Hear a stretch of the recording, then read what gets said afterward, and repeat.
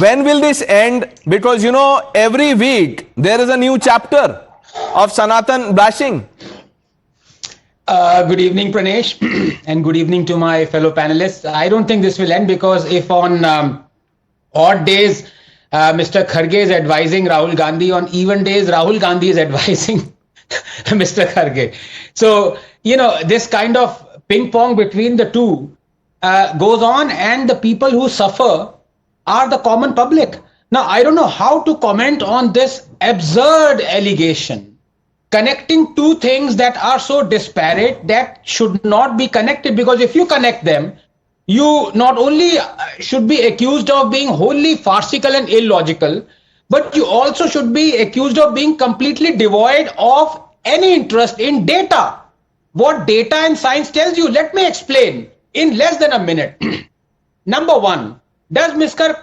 Kharge know that there is as much connection between between Kumbh and poverty reduction, as he says, as between what Rahul Gandhi says and his cerebrum? Fact of the matter is that Kumbh is going to generate upwards of 5 to 6 lakh crores within this 1 month in terms of adding to the GDP. Now, if that doesn't reduce the poverty, I don't know what will. As far as poverty reduction is concerned, taking it away from Kumbh, does he even know that in the last 10 years, the percentage of Indian population that was multi-dimensional poor has been reduced from 29% to 11%? In the last 10 years, 250 million Indians have been pulled out of multi-dimensional poverty. Facts और data क्यों खबर है? नहीं है, क्योंकि Rahul Gandhi advice कर रहे हैं.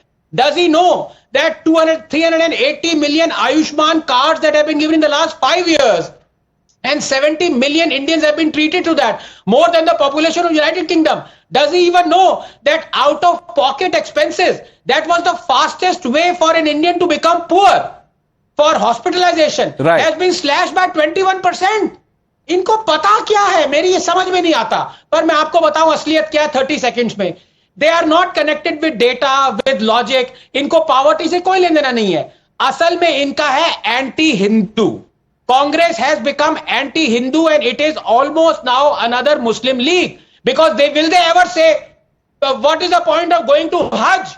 Why don't you save all that money and go for poverty reduction? They will never say this. Iftar party तो बात की बात है. Will they ever say ये celebrate Christmas, celebrate मत करो, जो पैसा बचता है उससे गरीबों को खाना खिलाओ? They never say that. Which is why, so you know, iftar party example was, it was singled out by Tariq Bhai. उनको बुरा लग गया.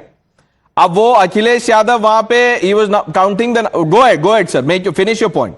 10 seconds to the proof that it has got nothing to do with absurd logic of economics with Kumbh. It is just anti-Hindu and Hindu phobia.